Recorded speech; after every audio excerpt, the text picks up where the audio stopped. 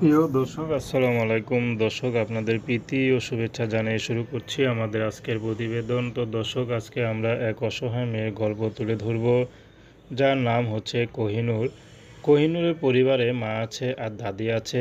পৃথিবীতে তার কেউ নেই, নাই বাবা নাই বড় ভাই। তো কোহিনূর অনেক পড়াশোনার ইচ্ছা ছিল, কিন্তু পড়াশোনা করতে পারেনি, কারণ অভাবে সংসার। তার দাদি কিছুদিন পরপরই অসুস্থ থাকে, বয়স্ক মানুষ। তো এর জন্য তার মা পরের বাসায় কাজ করে, যা ইনকাম হয় তা দিয়ে সংসার চলে, আর দাদির অসুস্থ ওষুধ কিনেই সব মোট শেষ হয়ে যায়। কিন্তু কোহিনূরের জন্য যে কিছু সঞ্চয় করবে, যে একটা মেয়ে আছে, মেয়ের ভবিষ্যৎ আছে, সেটা চাইলেও করতে পারেনি।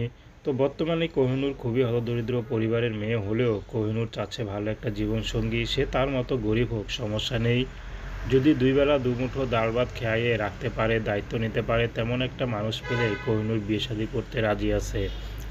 কোহিনূর যেহেতু গ্রামের মেয়ে, কোহিনূর চাচা যদি গ্রামের কোনো পুরুষও তাকে বিয়ে করে, যে নাকি মাটি কাটা কাজ করে গ্রামে, বা রিক্সা ভ্যান যাই চালাক, কোনো সমস্যা নেই, শুধু তার দায়িত্ব যদি নিতে পারে, যৌতুক ছাড়া যদি বিয়ে করতে পারে, কোহিনূর বিয়ে শাদী করতে রাজি আছে। এমনও তো পুরুষ আছে যাদের নাকি স্ত্রী চলে গেছে, মারা গেছে, বা পরকীয়া করছে, সেই পুরুষ যদি কোহিনূরকে বিয়ে করতে চায়, কোহিনূর কোনো আপত্তি নেই।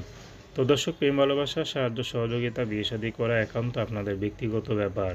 আসুন আমরা ৫ ওয়াক্ত নামাজ পড়ি, দেশের সেবা করি। আসসালামু আলাইকুম।